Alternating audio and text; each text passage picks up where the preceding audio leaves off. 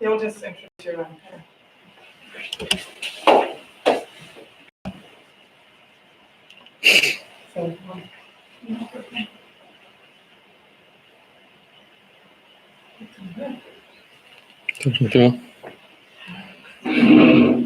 They break out here anyways, don't they? We'll catch them. No idea. We'll catch them in the break. Maybe we should get in the fire. Be ready with your strong arms there. I just sent a passive aggressive message to their chat group. That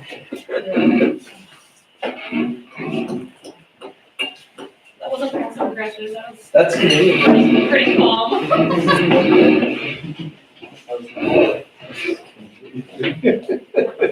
I'm trying the expensive sleep and someone else.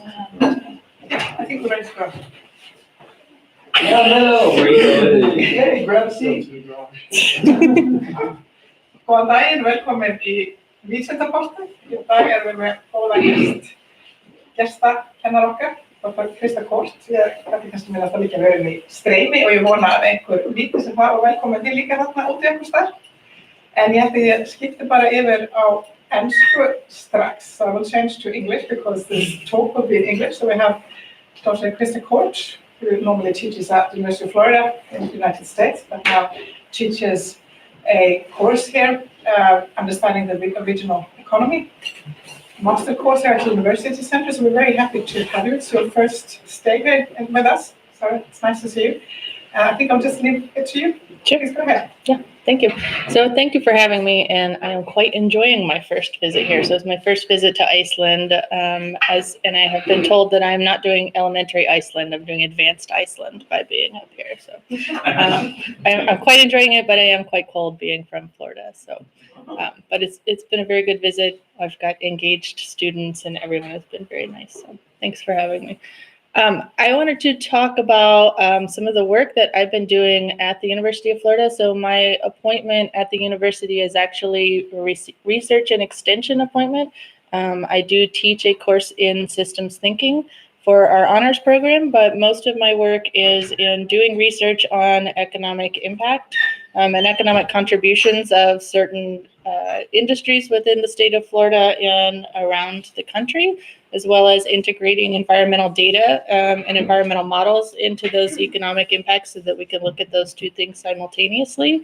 And one of my more recent programs has been on estimating the impacts of natural disasters, specifically on the agricultural industry in Florida. And I'll get into a little bit later why I focused on agriculture.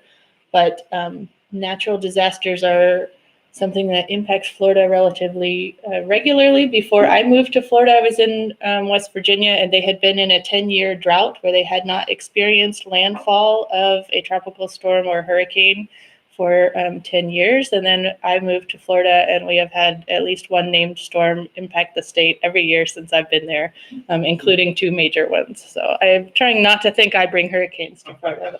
I won't bring one to Iceland. So if we look at information that is gathered on natural disasters in the United States, we're talking about tropical cyclones, wildfires, severe weather, so something like a tornado, drought, as well as flooding events and winter weather or freeze events. And these are all have an impact on not only agriculture, but on the economy and daily life as well. So since 1980, when this particular data source records began, the United States has experienced 246 what I will term billion-dollar natural disasters. So these are natural disasters that each event generated losses or damages of $1 billion or more. And they resulted in a total cost of $1.6 trillion for the United States in loss of economic activity and damages.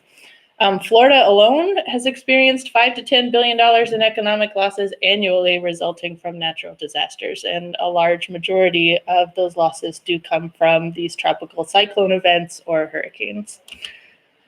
If we look at the data over time, we can see that these billion-dollar disasters are increasing in number and cost from when the data started in 1980 to 2018.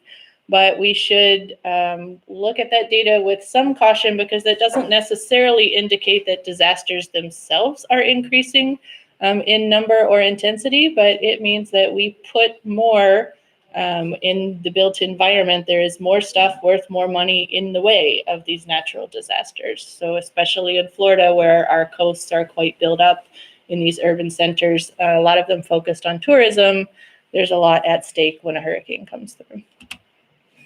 Also, if we look at sort of the regional distribution of these different types of disasters, so you can see the colors that are, the darker the color, the more often they experience these different billion-dollar weather and climate disasters. And we can see that Florida and the Southeast generally pops up in each and every one of the types of disasters that we collect information on. So we appear at the higher end frequency in every type of disaster. So if I do an overview of the state-of-the-art tools that are out there for disaster impact assessment, and this is both academically and out in private consulting, there is a model called HAZUS that comes out of the U.S. Department of Homeland Security's Federal Emergency Management Agency. It is a model that collects data on, physical infrastructure as well as industry infrastructure, and has a variety of different types of natural disasters that you can use to estimate the economic impacts of those disasters. A lot of the databases that it is built on are somewhat old. It's not necessarily updated very regularly, but it is a good tool that we can use. There is also a tool called REACT. So this comes out of the U.S. Department of Energy's Sandia National Laboratory, and it is focused on the loss of electric power in times of natural disaster. So it has the electricity grid modeled very well, what's hooked up to the electricity grid, and they can do real-time scenario modeling of different types of natural disasters and how power loss might take place in that disaster, how long it might be out for, and what are the resulting economic impacts of that loss in power. There's also a tool that comes out of the University of Southern California. It's called the ECAT, or the Economic Consequence Analysis of Disasters. This is largely driven by a research group under Dr. Adam Rose there, who has done research on resilience for a very long time. But there's very little focus on estimating the economic impacts resulting to agriculture. Most of the work out there looks at buildings that were damaged or insurance claims, and a lot of these come from residential structures, commercial structures, or industry structures. But there's quite a few agricultural assets at risk to different types of natural disasters. So you have standing annual and perennial crops that are out in the field at any certain time. You've got live animals that might be out in the field or might be enclosed in a structure that could be damaged. Forest inventory, we've got nursery and greenhouse structures, irrigation systems, there's roads, ditches, stormwater impoundments, especially on these larger operations. We have livestock and aquaculture facilities, so there are specific agricultural infrastructure that is in place that could be damaged. Farm machinery, there's farm homes and office buildings. And then if we look up the supply chain a little bit, not just to the producers, but these agribusiness operations. So there are packing houses and processing facilities that could be damaged in a natural disaster. And if we're thinking in the academic context, we have the University of Florida, and any land grant institution in the United States probably has several research, extension, and teaching facilities throughout the state that are specific to agricultural research that's in the path. I circled these ones because we have relatively good data on what is out there in terms of crops, less so, but still some older data on live animals and livestock, forest inventory, and a lot of these agribusiness operations. But we don't have very good data on the infrastructure that is in place on a lot of these operations. And one of the things that we need to really consider, especially if we are going to move forward and look at broader regional economic implications of natural disasters or the losses associated with natural disasters, is the distinction between losses and damages. So losses, in the examples here, I have fruit that is dropped off a tree or a flooded field of vegetables or melons. This is something that will impact the monetary flow for that particular period for a business. So the fruit dropped off the tree, you're not able to sell it, but the tree is still standing and can produce fruit the next year. A damage is something, here the examples are the damaged infrastructure. It's something that's going to require a repair or a replacement cost, which overall will impact the profitability of an operation, but it isn't something that is going to change the revenue stream that was expected for that year, other than having to repair or replace the infrastructure. So what are the types of agricultural losses? So you might see direct crop and animal losses like the pictures we had seen before that result in decreased output and decreased revenue for the operation. You might also see increased input costs. So if you were to experience a flooding event right after you had spread fertilizer, and it was an unexpected flood, the fertilizer has washed off and you may need to reapply after the flood subsides. And there might be chemicals or feed that need to be reapplied, or that if you are experience a flood event and your cattle feed is no longer out there in the field and you need to bring hay in, that was an expense related to the disaster that you didn't plan on having. Or vet services if you've got injured animals. And then one that recently came up we hadn't thought about before, but this hurricane season, we had Hurricane Dorian that came towards Florida up until about 48 hours before it was expected to make landfall. The track was bringing it onto land in Florida and coming straight up, similar to the path that Hurricane Irma took for us. But then it stalled out over the Bahamas, never actually made landfall over Florida, and continued north and didn't hit us.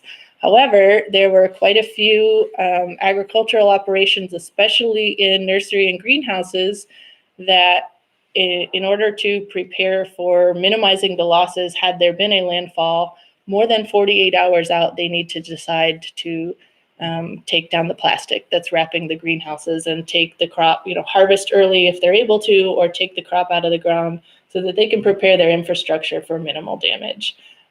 Those preparation costs are costs that do impact their revenue that are specific to a certain natural disaster. It's not just this general resilience spending or general disaster preparedness spending, but it could be considered a loss.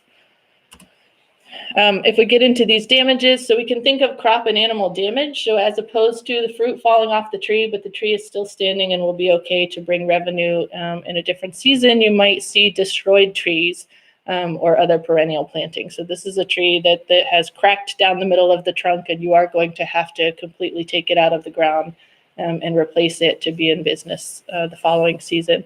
Or we can think of deceased animals. So an animal that you might have sold for beef, not this season, but in a future season has passed away because the structure fell on them or a tree fell on them.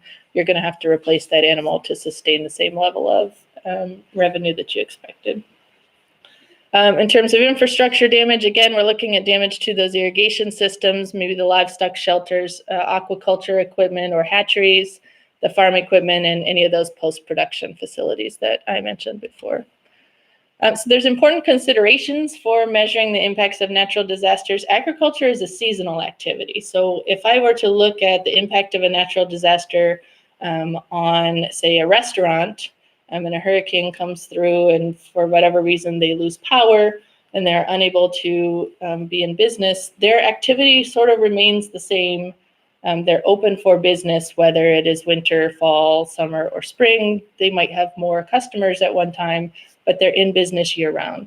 The agriculture is going to experience, some time of the year they have planted, the plants are in the ground and they harvest, and there might be a period where the field is fallow. So if I am coming in to measure the impacts of a natural disaster to a specific crop, then I need to know what part of that season they are in order to determine the value of the crop.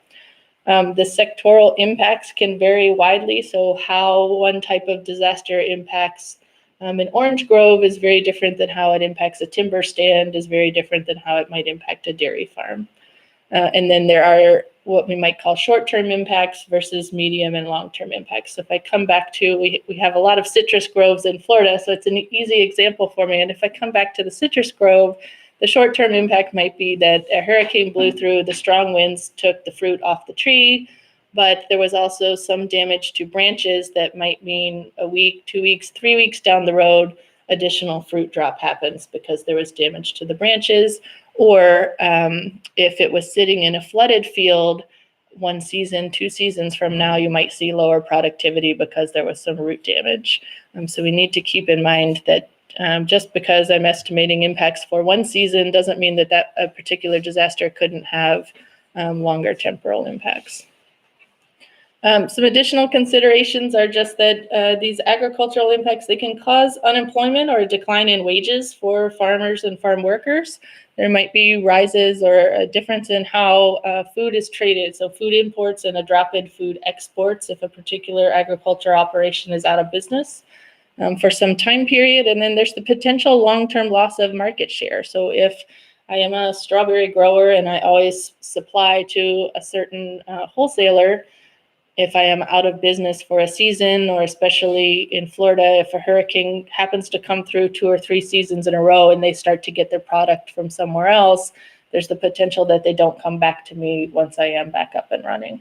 And then depending on the size and scope of the disaster, it's possible that there's an increase in the level of food insecurity if there's extensive agricultural damage.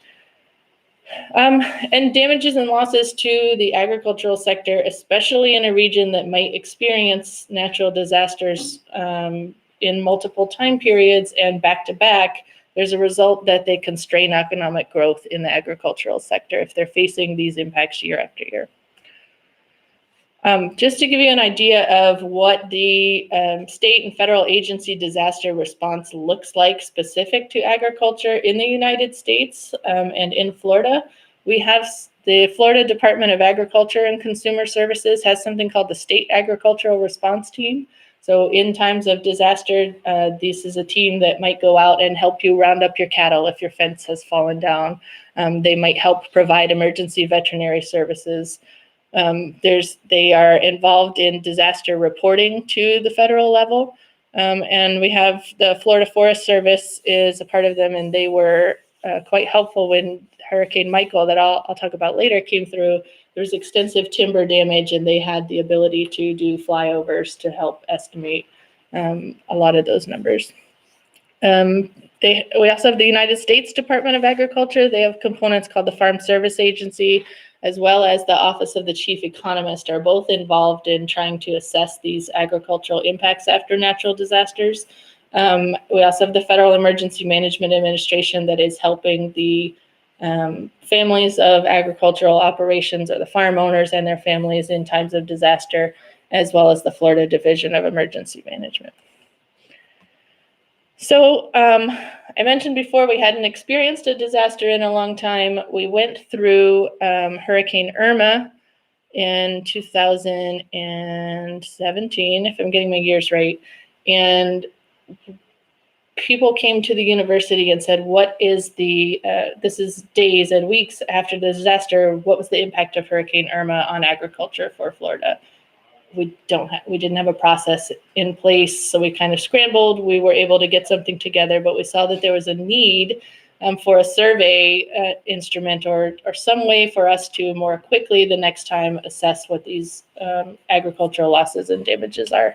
So I'll go through these relatively quickly because it's a pretty long survey, but we needed timely provision of credible estimates because that's a key component of official disaster declaration as well as disaster relief and recovery. So the way that it works for agriculture, if they wanted to request federal disaster relief, they first have to prove that there was a loss of 30% or more in the value of a specific crop for a specific county within a state in order for that county to be declared a disaster area and be eligible for federal disaster relief. So they need that number very quickly so that the disaster area can be declared so that they are even eligible for federal relief that might come that might be approved and come down the road much later. Cooperative extension, or the university system that has faculty and staff out across the state, is sort of recognized as a reliable and unbiased source of this information. And the manner in which the data on agricultural losses and damages, I'll say currently, or was collected and analyzed and published, it presents challenges for multiple stakeholders in the group. So before, there was a spreadsheet that we would receive that we have a county extension office in every county of the state. The agents or the staff of those offices might go drive by a farm or talk to a farmer and create this ad hoc report of what they saw or what they heard. And I might have gotten very different information from one county than I was getting from the next county, depending on who was going through that process. So an online survey instrument was designed so that we could harmonize that information that was coming in, so that we could more quickly analyze it, so that we could turn these estimates over a lot faster. So it's designed to collect information specific to one of these United States Department of Agriculture forms that they use.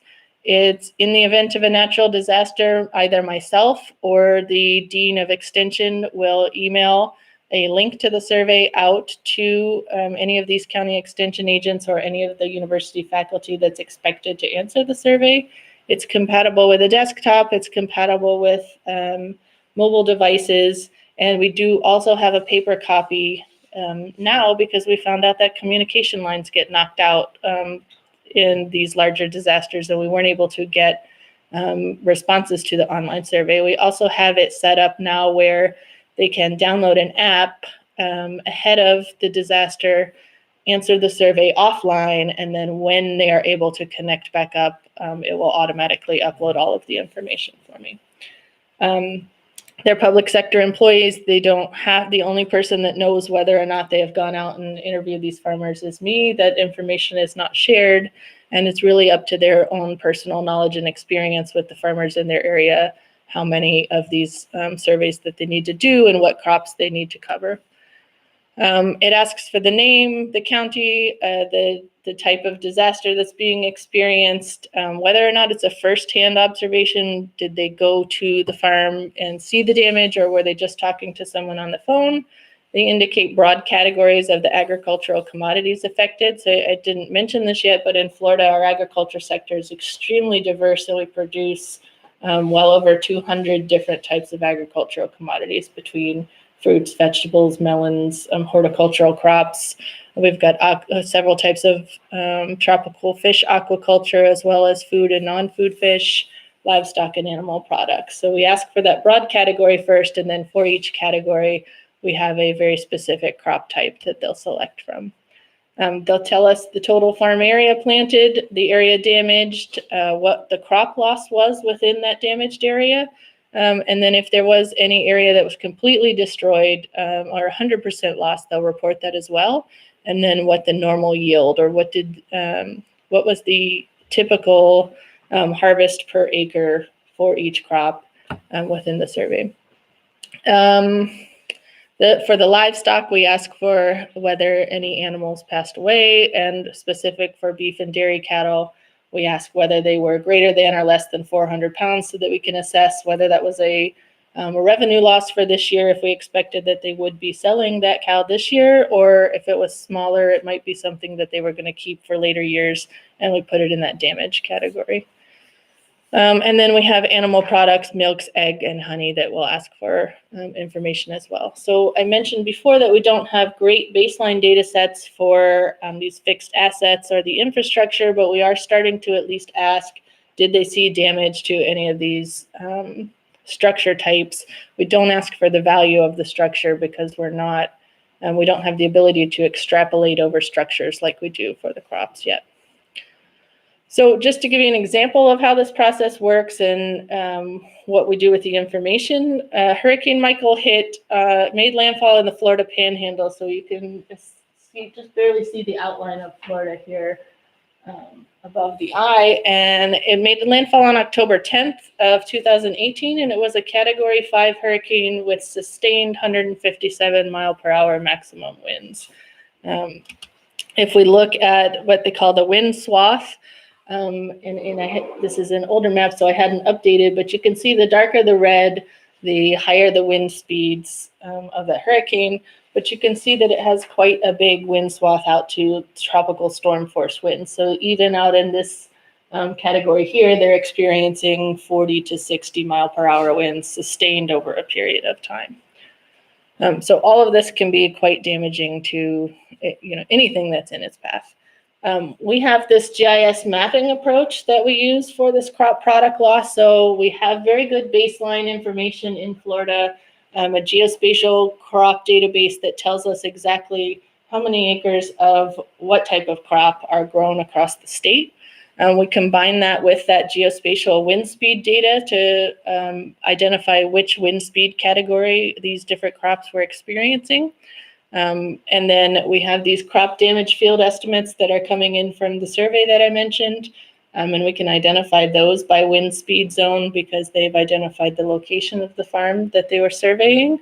And then we have information on the value per acre for the affected crops. So we know how much they were worth in the past growing season from data available from the USDA. So we assume that that or an average of the last few years is the particular value for that crop. And that allows us to estimate region-wide estimates of crop losses for the entire natural disaster. So for this particular disaster, this part of Florida is heavy into field and row crops as well as timber. I mentioned before, though, that it was the Florida Forest Service that does the estimates for losses and damages for timber. So across the different types of crop categories that we look at, we had field and row crops. We saw about $80 million of damage, of economic losses resulting from damage to the different field and row crops. We do have some specialty crops in the area, and we saw about $54 million of damage, so $135 million of losses for revenues for farmers just for that growing season from these total crops. And then we do have quite a bit of animals and animal products in the area as well, where they were seeing almost $23 million of losses for that particular season. So we saw $158 million of losses to agriculture from this one specific natural disaster. And again, that does not include the damages or the value of the damages to any of that infrastructure. So what do we do with this information? We are asked to put out a report within a week of the natural disaster. So we have to have a lot of this information on the baseline crop areas and crop values sort of aggregated ahead of time, and then just be ready to overlay the geospatial information for the disaster. We send that straight to the Florida Department of Agriculture and Consumer Services, as well as the USDA Farm Service Agency in the region. They are responsible for reporting to the federal government.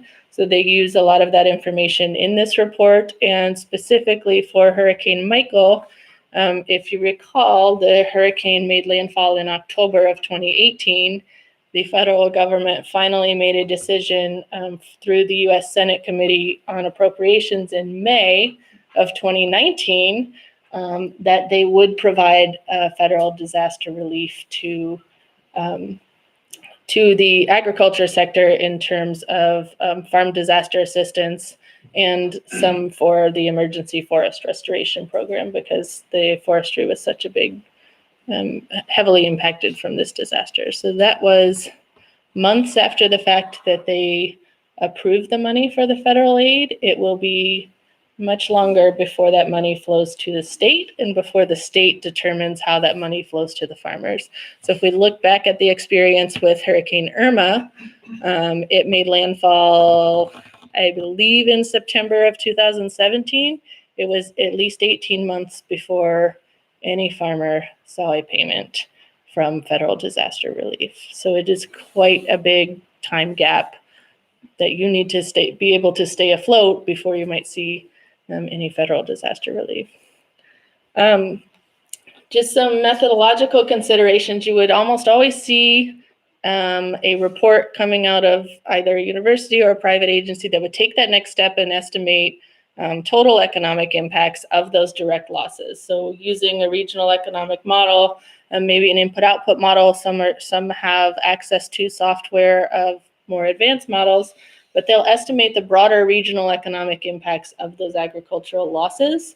But it's not quite as easy as the software makes it out to seem to be, because we have a heavy reliance on operating loans and a seasonal nature of expenditures for crop and livestock production. So those models are designed to look at backward linkages in the supply chain. The assumption is that we say a farm lost X amount in revenue, and that means they're not spending money in the way that they would normally spend for some period of time. But with a farm operation, you've already spent the money on fertilizer. You've already spent the money on getting most of these hurricanes happen at peak harvest season. So the money has already been spent, and you just didn't get the revenue from it. And that we need to model in a very different way. Also the fact that losses do impact prices. So if those, depending on the size and scope of the disaster, if those changes in prices are short-term and what we'll call marginal, so we kind of see a blip in price, but it comes back to some type of equilibrium relatively quickly, that's okay for these types of input-output modeling frameworks. But if it's a price change that might last into the medium or long term or be non-marginal, if it was a major disaster that's going to cause a much bigger shift in the price, then that violates the assumptions of the model, and we shouldn't be using it to estimate those broader impacts. And there's also the consideration of a trade-off between speed and accuracy. So if these models are giving us a number that's somewhat accurate and we can do it quickly, maybe that's okay, but we haven't had enough of them to test how close they are in reality, how close our initial estimates are to an estimate that we might come up with if we had a year to come up with it. Policy implications, there's national strategies for disaster risk reduction that support resilience and sustainable agricultural development. They should be designed that maybe specific to the crop or the livestock or the fisheries and aquaculture, because what's happening right now is not, it's very broad and it's not helping everyone in the same way. There is crop insurance, but quite a few crops, especially specialty crops, aren't eligible for that crop insurance, or we have producers that are choosing not to buy the crop insurance because they don't believe it's worth having. So those tools, even if they have them, are insufficient to cover the amount of losses for a large disaster. We're suggesting that we review these existing policies and recovery tools in a way to decrease or prevent the need for these one-time special allocations. So if we were able to spend money on making making agriculture more resilient or more sustainable in the face of these agricultural disasters that we know will happen over and over, then we might not need these federal payments that are taking a very long time to get in the first place. But any type of effective policy is going to require these timely and commodity-specific damage and loss data to make these decisions. So just continued work that we are doing. We're trying to get improved information for those baseline data. So we have good information on acreage by crop. Some of it is in very broad categories, so we'd like to do a better job of knowing what is out there, and also gather the necessary information to know what's out there in terms of infrastructure, so that we can make these extrapolations on the infrastructure as well. We have survey improvements, so we are adding or attempting to add information on additional crops, particularly forestry and aquaculture. And we added aquaculture in this year, and we're talking with everyone within forestry to get that added in and just improve our assessment of infrastructure. One other group that we have been working with is NOAA, so the National Oceanic and Atmospheric Administration is responsible for fisheries and coastal impacts of disasters. So we're working to do some more work with them on having more accurate and timely estimates for coastal impacts. And just continued efforts to decrease redundancy within the state and federal efforts. So You saw that the Florida Department of Agriculture has some stake in being able to report these losses. The university has the survey that we're going through, and other people at other universities are doing research on this. So sometimes a farmer might get 5 to 10 calls after a disaster asking them for the same information. So we're trying to work with everybody and get everybody using at least the same tool so that someone can say, I have already reported my damage, and they don't need to answer those calls, or even better yet, they only get one call, or they are able to report themselves as opposed to being harassed. And we have several research proposals out where we're working on things that will harmonize vulnerability and assessment efforts, as well as sort of building a community of knowledge related to agricultural resilience to natural disasters. If I were to have this state-of-the-art tool that incorporated agricultural impacts, it would be one that is able to look both at sectoral and regional impacts, but then also what I might call intersectoral or interregional impacts. So the size of the disaster will determine whether it's appropriate for looking at local scale impacts, or whether I think those local scale impacts are going to impact a broader region. So we talked about the trade before, the loss in market share. So what kind of changes, what's the geographic scope of those impacts will change. And whether or not we should be looking at economic impacts or welfare changes. So we're using data from last year on prices, and we can value what was out there at the time, but if there are price changes, or if there are labor market changes, or if there are market share changes, then that's going to be a very different animal to model. The interdisciplinary integrated modeling efforts, so there's innovations in data collection. We had one group at the university that was interested in flying drones before and after a disaster, and then using the computer to identify damaged buildings so that we didn't have to have somebody drive out there, and they could identify damage to crops.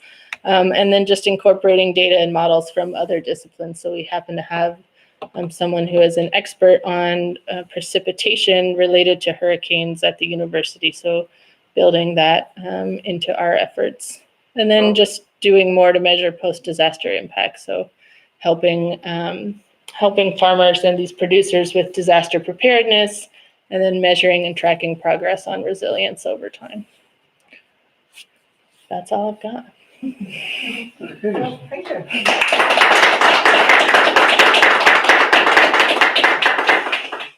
there any questions or thoughts?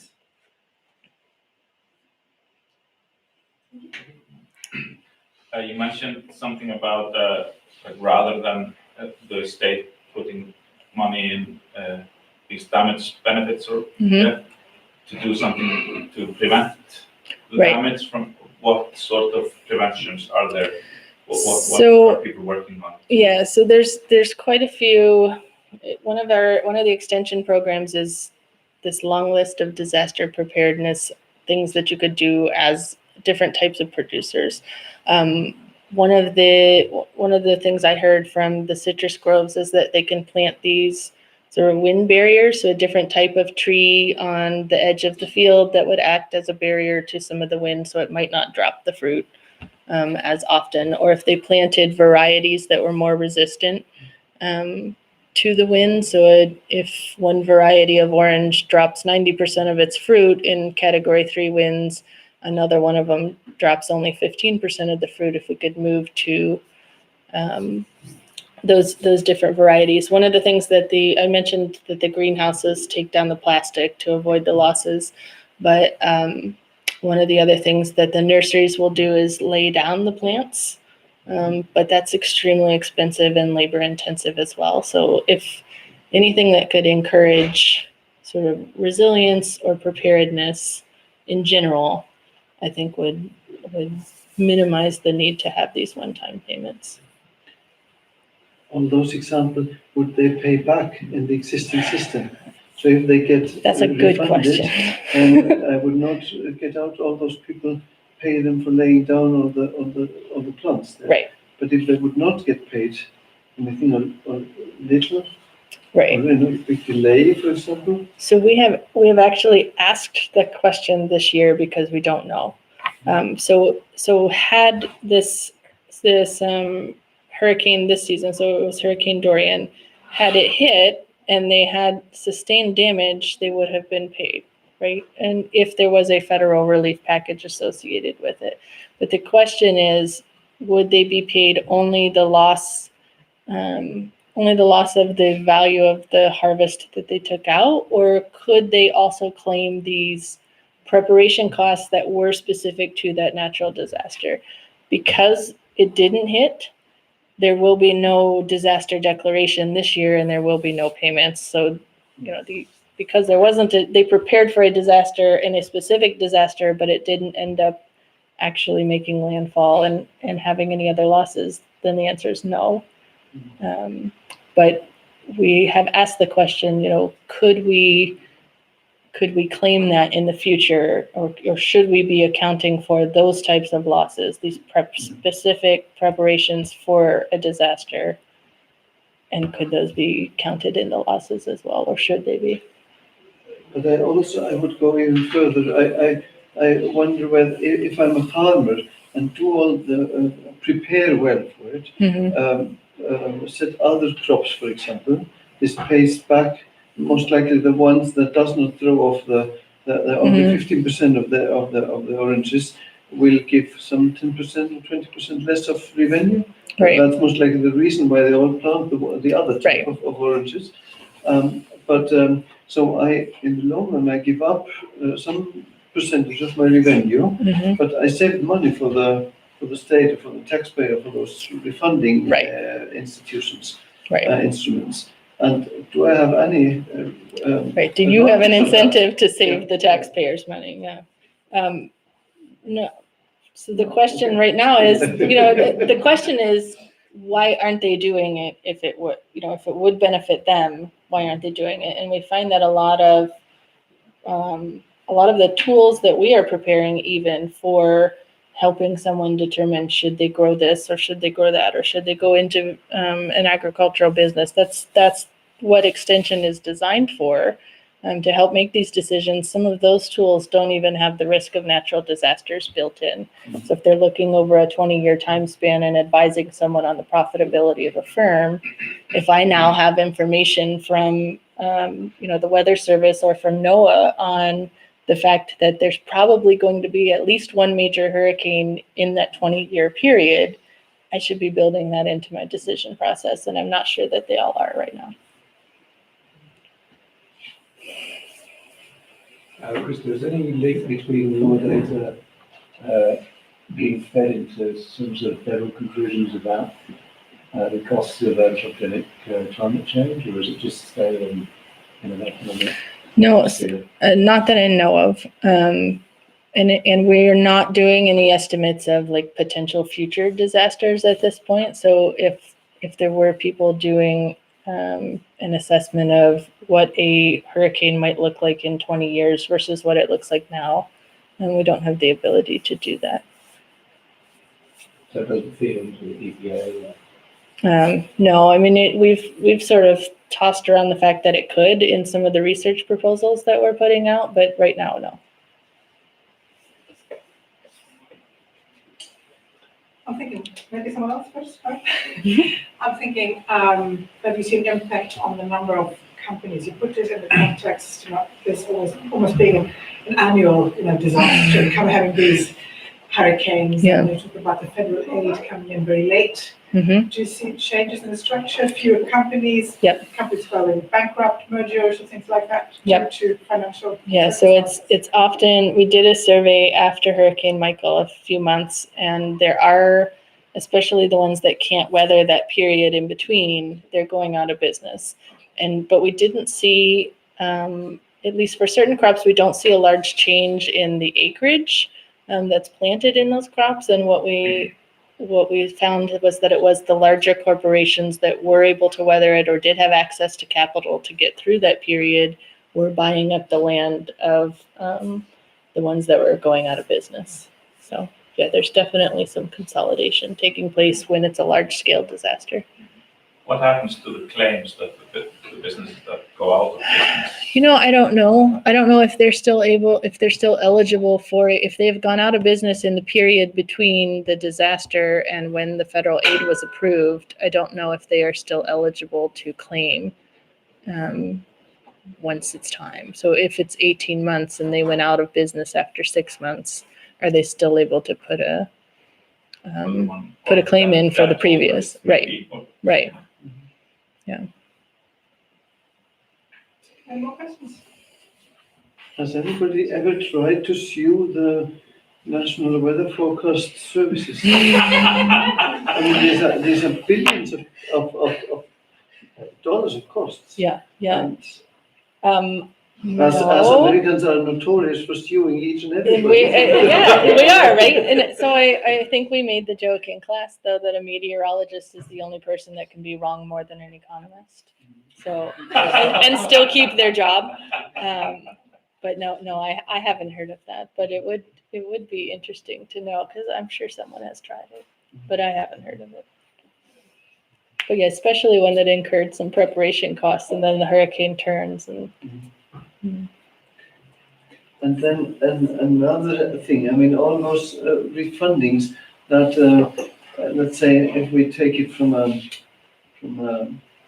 point of view of prejudices, then we would think this is typically European, where you are packed in a lot of security from your state and from your society, while we often are told that in the US you must make this alone. However, you seem to have huge allocations for that.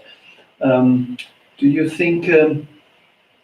I mean, the private companies, the private insurance companies, they are here in, let's say, the state-funded allocations are in competition with private insurance companies. Yes. Haven't private insurance companies, let's say, put up kind of a critique towards this way of refunding? I don't know. So the crop insurance specifically is federal crop insurance. So it's offered by the government, not. Okay. I think you can still get. I'm forgetting the name for it, but you can still get private insurance for like a business interruption, even if you're an agricultural operation. But it's much more likely that if you carried crop insurance, you're carrying the federally available crop insurance if you can for the crop you're growing. Timber was a good example where there is no crop insurance for timber, and people lost everything when a Category 5 hurricane came through. But there are people sort of talking about this. How do we do risk management for this? And is the federal system of crop insurance getting that done? Doesn't appear so. So how should we manage that out in the future? It's actually interesting to note that if you take the federal relief money, you have to enroll in crop insurance for at least the next 2 seasons. So there's a little bit of crop insurance tied to taking the payment. Like even if you didn't have it last time and we're paying you now, you have to carry crop insurance for some period out in the future. And damages in housing, for example, machines? Those are typically privately insured. If they have insurance for those, it would be private insurance. Okay, Good. thank you for a very interesting talk. Thank you. I thank you for listening, those who were Yes, thank you for coming. You too. Thank you for coming here. Tack för kommen och chansen.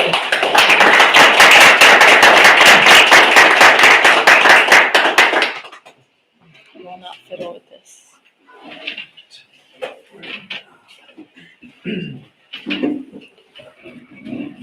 We have to